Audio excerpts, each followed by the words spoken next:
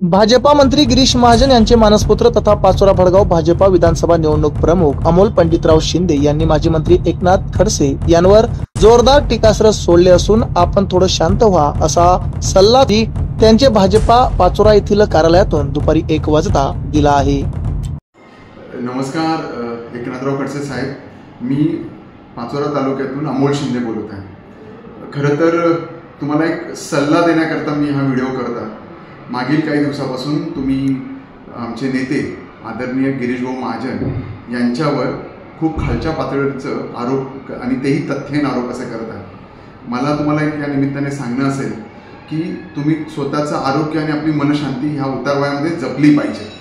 नाथाभाऊ, तुम्ही त्यांच्याबद्दल बोलत असताना मुलगा मुलगीबद्दल भेदभाव करताना तुम्ही बोलले।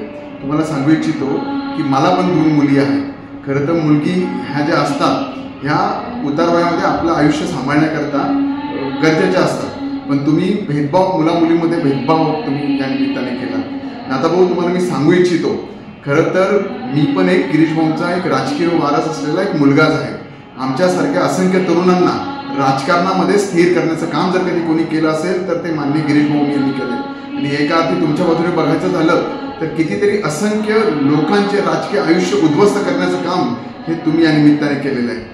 खरं तर तुमच्या ह्या उतारवयामध्ये तुम्हाला मी एक सल्ला देऊ इच्छितो की तुम्ही तुमचं आरोग्य जपा।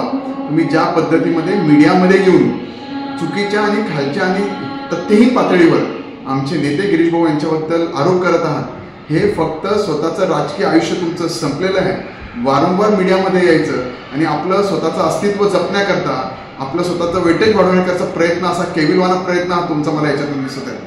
खरं तर उद्या दिनांक 25 तारखेला माननीय गिरीश भाऊ यांच्या माध्यमातून असंख्य वारकऱ्यांना घेऊन रेल्वेच्या माध्यमातून पंढरपूरला इथे वारी करत आहात। मी तुम्हाला एक विनंती करतो, खरं तर माझ्यातील असलेल्या एका गटाचे असंख्य वारकरी सुद्धा या रेल्वेतून पंढरपूरला जातात। मी तुम्हाला एकदा विनंती करतो की या तुम्ही पण या रेल्वेने या। गिरीश भाऊ मार्फत मीच तुम्हाला आमंत्रण देतो आणि विठुरायाच्या चरणी दर्शन घ्या आणि त्या निमित्ताने तुमचं मन आणि आरोग्य थोडं शांत होईल आणि उर्वरित आयुष्य तुम्ही सुखाने समाधानाने घालवा, अशी या निमित्ताने एक सल्ला मी तुम्हाला देऊ इच्छितो। आणि बाकी तर शेवटी तुमचीच मर्जी, तुम्ही मोठे नेते आहात, पण तुम्हाला हे सांगण्याची गरज माझ्यासारख्या छोट्या व्यक्तीला पडली, त्याबद्दल मग पुन्हा एकदा विठुरायाच्या चरणी मी प्रार्थना करतो की तुम्हाला निरोगी आयुष्य देव आणि एक चांगलं विचार करण्याची शक्ती हा विठुराया द्यावा। धन्यवाद।